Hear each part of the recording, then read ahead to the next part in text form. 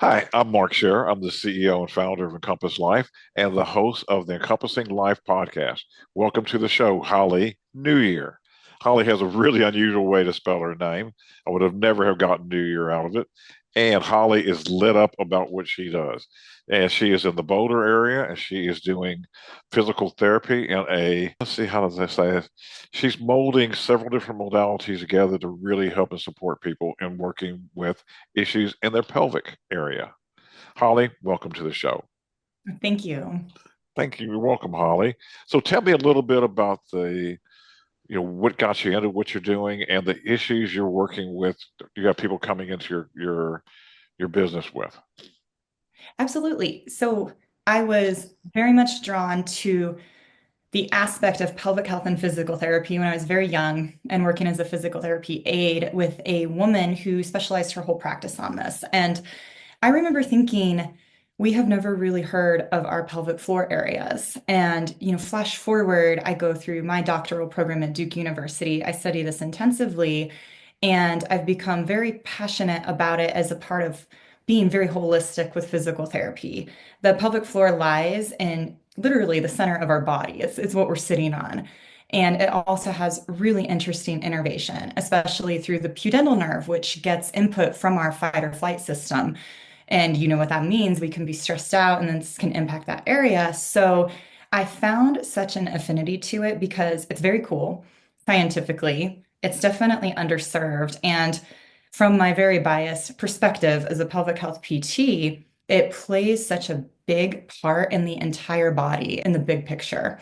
So that's where N2 Physical Therapy, my main company, was started from, is to really serve people in their pelvic health needs. And it's definitely developed from there over the years.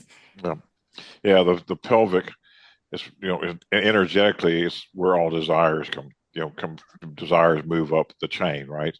Yep. So if somebody is suppressing their desires based on fear, they're going to have issues with their pelvic. If they have suppressed manifesting their desires based on anger, they're going to have issues with their pelvic.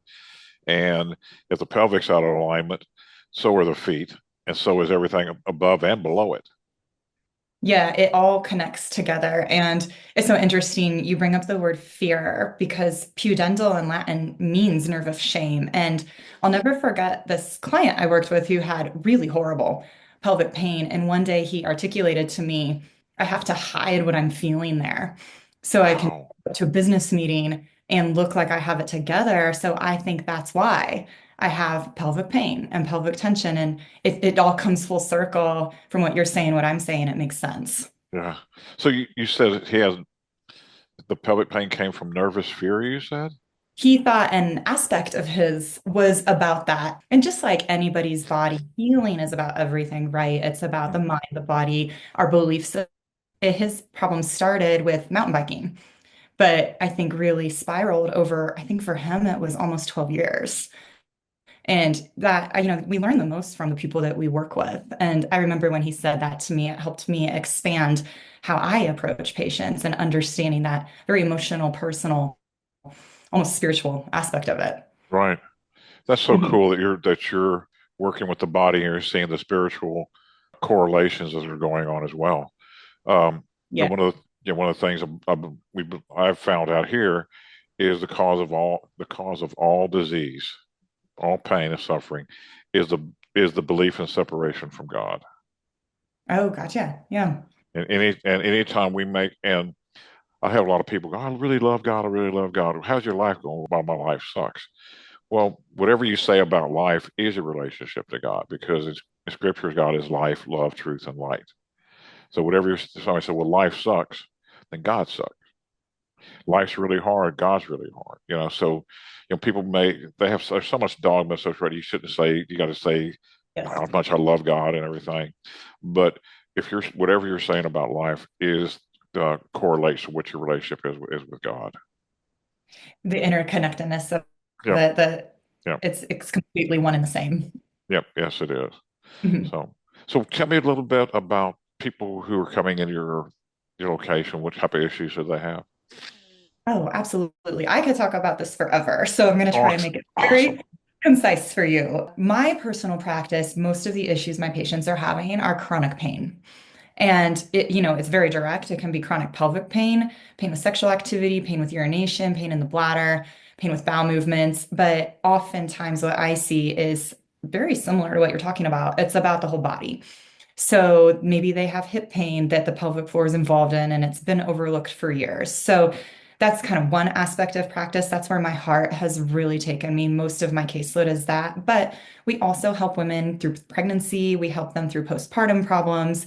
We help people with urinary incontinence, whether that's because they're very active in sport and it's all the pressure and the pounding, or it's because they had babies 20 years ago and never got the care that they needed to restore that system and how it works with the rest of the body. So we see so many different diagnoses within pelvic floor. When I bring on new PTs, I sort of try to guide them, like, we're going to teach you the big picture.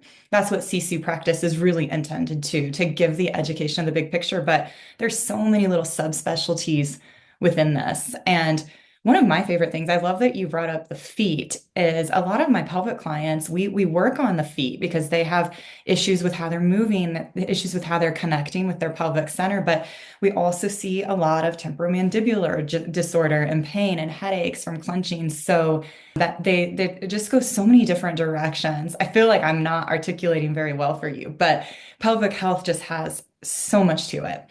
And that's kind of the overarching intro I can give you. So are y'all, so you just do physical therapy, or you have chiropractics that you refer people into as well, or do you have chiropractors that work with you, or?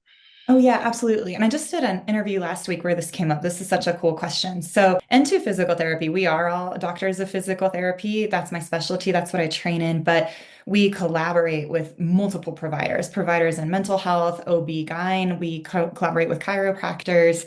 The woman I was talking to, a really cool woman, was a trauma specialist and wanting to kind of work with PTSD and how that can impact pelvic health and how somebody's overall well-being is. So, we are physical therapy, but we work with other providers and other types of disciplines all the time. I sincerely, I know some people do it and can be all on their own, but I believe to really help and cure people, and especially in this realm, you have to have a team approach. You have to have the full picture. Yeah, takes a takes a village to raise a child. Right. Yeah, And exactly. and everybody's emotional body is like a 3-year-old. So, we all have that little wounded kid inside of us, and unless you deal with those wounds, they're going to keep festering and affect other areas of your life. Yes, absolutely. Hmm. So what is your so when somebody comes in to get like a diagnosis or the first meeting, can you kind of walk your procedures through of how you work with people? Yes, absolutely. And one thing I try to teach is to a provider is go into these meetings and don't assume that every single person is the same. Netter's anatomy is not how we really are, right? Everybody exists differently in their brain and their body. So for an evaluation, the majority of it is going to be hearing that patient's story.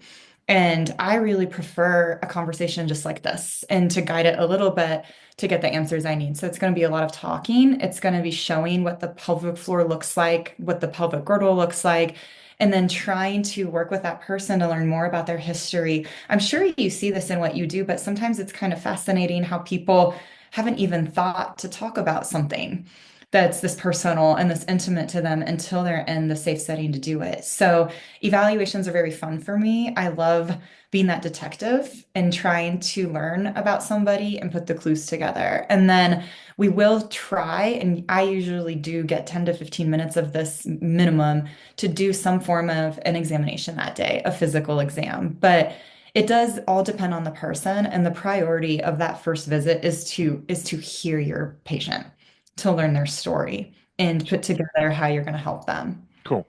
So then next, that's your initial meeting. That's initial. Yeah. Then what does the treatments look like? Yeah, then you're looking at treating the pelvic floor directly, would be an external and an internal muscle exam. So it's very much like gynecology, but more focused on finding pain sensations in the muscle, looking at the motor control, looking at the nerves, how things are firing. But that is only one aspect of it because you want to learn how the whole body is working and how it's all working Mm-hmm. together. So absolutely we do. Have you ever heard of a lower quarter screen, an upper Mm-hmm. quarter screen? Mm-hmm. Yeah, you want to perform those. You want to look at the foot. You want to look at gait. The real challenge of it is because often this region goes so long without attention or treatment and examination. You want to figure out how to really prioritize what is going to give that person the most relief first. Mm-hmm. So that's kind of the most general way I can describe it to you, what it's going to sort of roll out and look like. Well, people can be sitting on their chair for 8 hours a day and, still doing some walking, but sitting on your chair for 8 hours a day, it weakens like a little, like some muscles don't get much attention at all sitting on the chair. Those things No. can get weak and throw the whole system off. Yeah, absolutely. And when you're sitting on a chair, you're putting a lot of pressure directly on that pudendal nerve. Right, So you compress and impact it through that as well. right. So about how long do people just get like one session, or they buy packages, or Sure, that can go multiple ways. And sometimes cases that come in and look the most complex to me will heal the absolute fastest and maybe be 3 to 4 sessions. But some of the more complex diagnoses, it is recommended in the research, like painful bladder syndrome, ICBPS. It's called multiple things now. They want to do like a package and have a 1 month follow-up and make sure that they're staying on top of it. So it really varies. We see people once a week because these are big treatments. I think they can really impact people emotionally and mentally as well. We sign a lot of homework to do between visits. So we usually start with a try to book 6 consecutive visits, but it just depends on that person. I find it really stunning how even administering education about pain and helping someone connect mentally to what's going on in their body, they might get better very, very quickly. So that depends, and that's kind of our foundational start. gotcha. So, and about how long are the sessions? They're anywhere between 45 minutes to an hour. Into physical therapy, I'm at kind of a crossroads. This is one of our biggest challenges is we need to be working to elevate the value of physical therapy, but I am just not ready to go entirely self-pay and not work with insurance at all because I also want this care to be Hmm. accessible to as many people as possible. So we are currently negotiating a couple of our contracts that are being fantastic, actually, and giving us more flexibility to see people for various amount of times. Some insurances only pay you up until 38 minutes. So what we do right now is a 45-minute session. And so it kind of varies. I would say the way I administer a treatment, unless there's an exception and somebody's post-op, I Hmm. usually think an hour to 75 minutes is you're going to risk doing too much at Hmm. that point. So it's also very subjective. And we have some people who are more in a maintenance phase where they maybe just need you to touch up a couple issues in their hip or back, or just want that mental confidence that everything is in a good place. And they might only take 30 minutes. So Hmm. it does vary. And I think that should be really subjective. I hope more insurance companies start to work with providers like myself to give that flexibility because Well, it is about the patient. It's not about what their contract says, and it should all be the same. over the life of that patient, taking care of those things now up front is going to save big expenses later on. Absolutely. Absolutely. Yeah. I mean, that's about time for insurance companies to start investing in health rather than wait till everything's broken down Yeah. and somebody goes in for $500,000 surgery. I couldn't agree with you more. And when I speak about it to people, I say I really wish our environment, our medical landscape would be about wellness instead of illness, because think of what we could do from that foundation instead of what you're speaking of, being really in the weeds with it. Yeah. But it takes a lot of energy to maintain a line, and everything, money is energy. So Yep. anything that's going up in cost and going down in effectiveness, that means something's amiss. It's time to take a reevaluation. Yeah, I couldn't agree with you more. And you're speaking to my heart because as the business owner, I'm constantly working on how do we solve this? What can Uh-huh. we do? Yep. Yeah. And getting we're we have a lot of doctors and physical therapists and chiropractors doing our work. It accelerates healing. So there's one of our doctors in Houston is has a clinic, and she's opening other clinics using what we do as a foundation to accelerate healing and get people off of drugs. Yeah, I think that's so incredible. I really respect that. That's an awesome mission. Yeah, it's fun. I'm very lucky to be here doing what I'm doing, what I love to do, as you are. Yeah, Uh, I feel a lot of And gratitude. so so you said that you take insurance, you also take people paying cash as well. About what is it about the investment for your treatments, or about what? Oh, sure. So a cash pay session right now for 45 minutes is 120. And if the people want to break that down into 15-minute increments, we allow them to do that. Insurance companies vary a lot. And I think I heard you say this word earlier. I think our profession needs to get away from dogmatic thinking Hmm. and look at every single thing individually one-on-one. So some insurance contracts that we have are going to look at that 15-minute increment, which is actually fantastic because then you can take that treatment session and really tailor it for what that patient needs. Others, we have dropped some of these contracts and are working with it on an out-of-network level instead. Others really just look at physical therapy and say, oh, we'll just case rate it at this, and this is all it is, and after that, it's done. So that's kind of the challenge I'm facing. So I would say like an investment per session from an out-of-network cash pay front is going to be anywhere between, depending on the time, like an hour is going to be around 180, and insurance is really going to vary.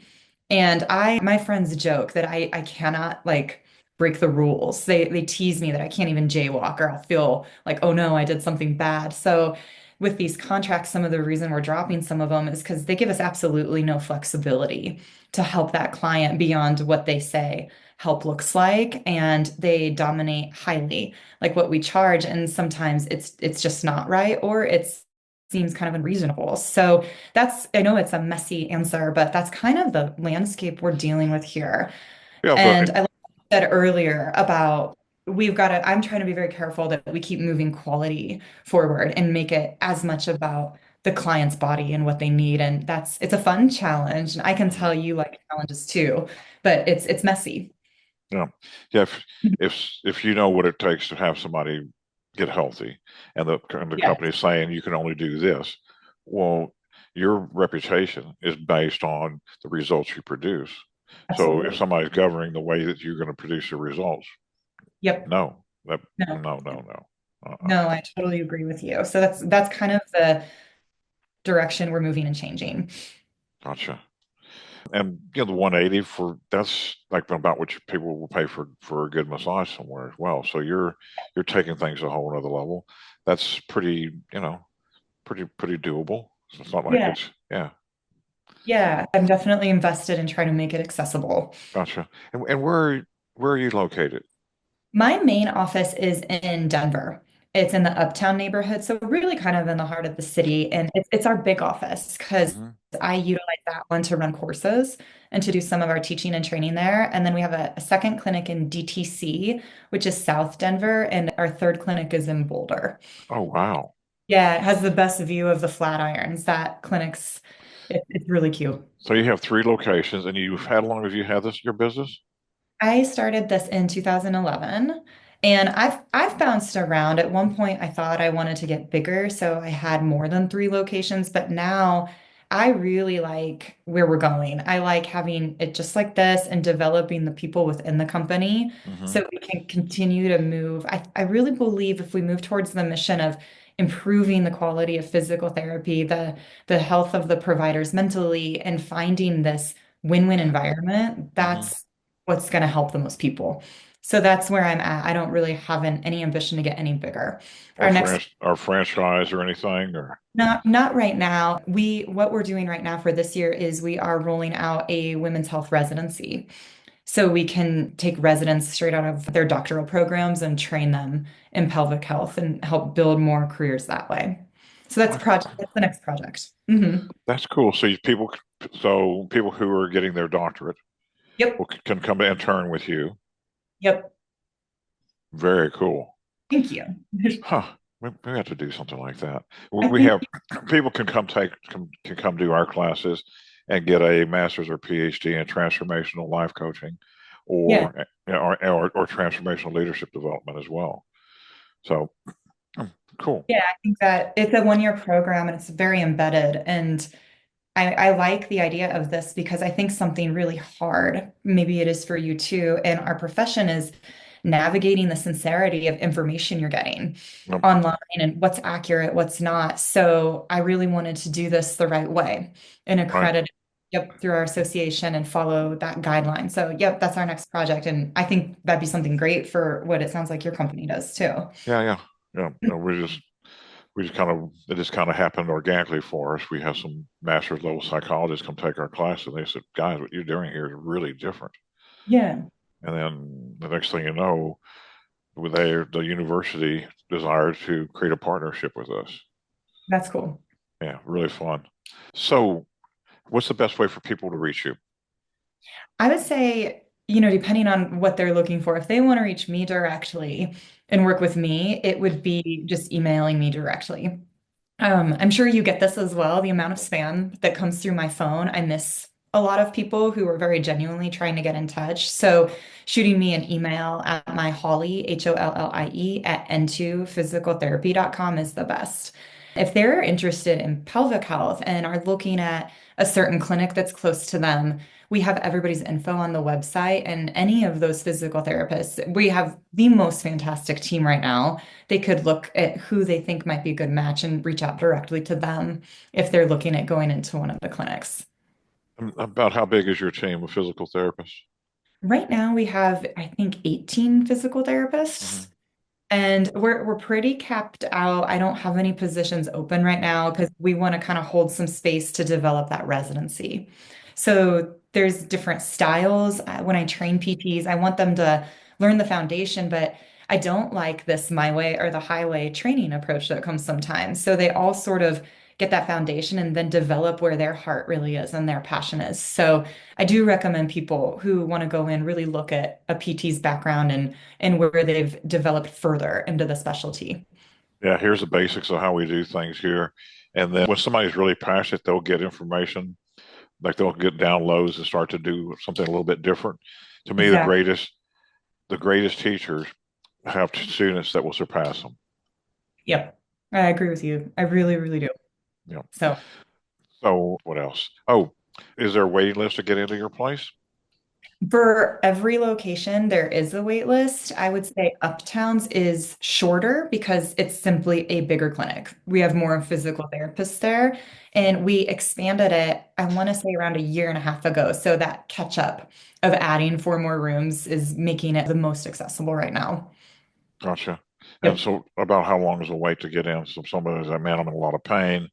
Yeah, probably that one. Uptown, if they're willing to go onto a waiting list, they could get in the next week, or if somebody cancels at the end of the week. Boulder, Centennial, and myself all have waiting lists of around 2 months because those PTs have Whoa. been really established. I take people on a case by case basis, but I've enjoyed talking to you and I can see your eyes light up too. When it's somebody I can see like, oh, I can really help them. I'll Uh-huh. open it up for them. And Uh-huh. yeah, those clinics are a little bit smaller. All the physical therapists there have been with us for a while, so they're very established. But we still operate a waiting list. If people reach out directly to a PT and start a dialogue, we do everything we can to help them as quickly as possible. Gotcha. Mhm. Okay, my last question. Okay. What do you love about life? I love it. So many things about life. I think this is going to sound so cheesy, but from our prior conversation, I love the love in life, the positivity, the really seeing somebody find happiness, achieve something. I also am on the board of the Great Dane Rescue, and I love seeing people find joy. And I really think that is what life is all about, is meaningfulness in relationships, leaving a positive impact and going through it not from this, what do you call it, like this place of ego. It's all about me, but in this like, how can we be part of this beautiful Yep. world and make it better? That and I love when I see that. And even if it's something as silly as an expression on my Great Dane's face, like it just warms me. So that's kind of the best way I can explain it. I love the positivity in the world. Yeah, see, the entitlement or the being in service. To me, Mhm. people who are really miserable, I talk to a lot of people who come with a lot of misery. I go, well, what are you doing now that you finally got out of your misery phase? Well, I'm helping other people. Virtually every person who comes in with a bunch of drama, a bunch of pain, when I ask them that question, they're all 99.9% of them say, I'm helping somebody else get through what I just got through. So the fastest way to clear up the karma is to get into service. Start I think, doing it. Start doing it now. Start doing it now. Start doing it now. yeah, You know. So anyway, I think um, there's misconception that that means you don't take care of yourself. And I don't think that's true at all. You take care of yourself so you can care for others. So yeah, it's I full agree. circle. Hmm. I agree. Yep. Got to have healthy boundaries, and it's not. I guess you can say helping somebody else, but really the terminology is empowering. I empower you to empower yourself. Instead, Absolutely. yeah. So, Holly, great to have you on the show. Love your energy. Love what you're about. Could hope continued success for you in your business there in Colorado. Thank you. Beautiful. You're Thank you for welcome. having me. It was really great meeting you. Great meeting you too. Thank you.